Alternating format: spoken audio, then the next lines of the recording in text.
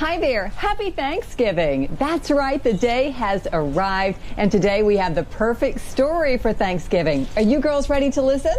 This is Lucy and Lyla and Litzy, and they have their pumpkins. They're ready for the holiday. Which reminds me, what do you eat for Thanksgiving? Do you have turkey? Do you have dressing? Maybe do you have pumpkins, like a pumpkin pie? Well, you know, not everyone has turkey, and that's what this book is about today. It's called No Turkey for Thanksgiving by Jacqueline Jules, and the pictures are drawn by Catherine Mitter. Let's find out what she does in this story have for Thanksgiving. To get ready for Thanksgiving, Tuyet's class sang turkey songs. They made pine cone turkeys. They talked about pilgrims and Native Americans. "See you on Monday," Mrs. Cook said when the bell rang. "Have a great turkey day." Tuyet was excited about the Thanksgiving holiday. They would get 3 days off from school. But there was something important she had to talk to her mama about. "Mama," Tuyet said as soon as she got home, "we need a turkey for Thanksgiving." "No, we don't," Mama smiled. "We'll buy duck at the market." "But everybody else will have turkey," Tuyet said. That afternoon, Banoy arrived from New York. Tuyet hugged her grandmother. "We're having duck for Thanksgiving dinner." "I know," Banoy said. "We're using my recipe from Vietnam. Everybody else eats turkey. Our family likes duck better," Banoy answered. Back home, Tuyet went to her bedroom. She pulled her pinecone turkey out of her book bag. "Mama and Banoy don't know the rules about Thanksgiving," she told the turkey. Tuyet counted the money in her wallet. $12. It might be enough to buy a turkey at the market. On Wednesday, Mama drove Tuyet and Banoy to a Saigon market. Tuyet held her wallet in her hand. Inside the store, she saw all sorts of vegetables. She saw fish, pork, duck, chicken, beef, shrimp, but no turkey anywhere. Tuyet watched Banoy talk to the man at the counter. He handed her a package. "This duck will be delicious," Banoy told Tuyet. Tuyet put her wallet in her pocket.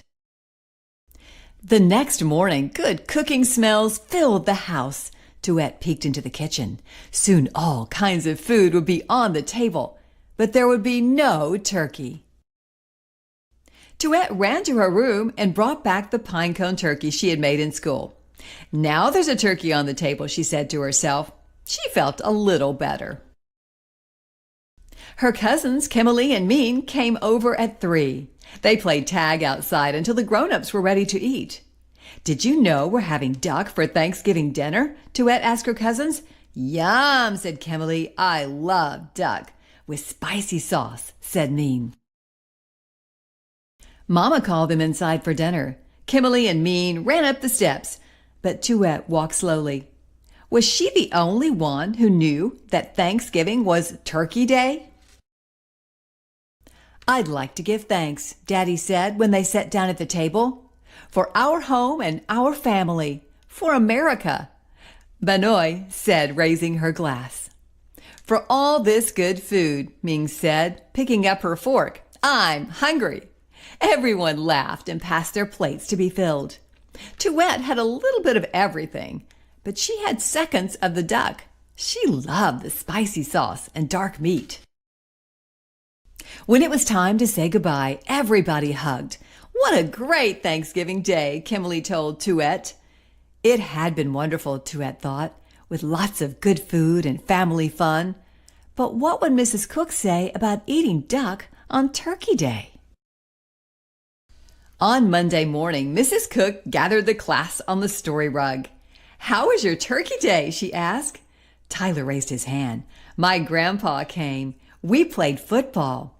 "That's nice," Mrs. Cook said. "Who else saw grandparents?" Tuyet raised her hand along with other classmates. "Who saw cousins?" Mrs. Cook asked. Tuyet raised her hand again. "Who'd like to talk about their dinner?"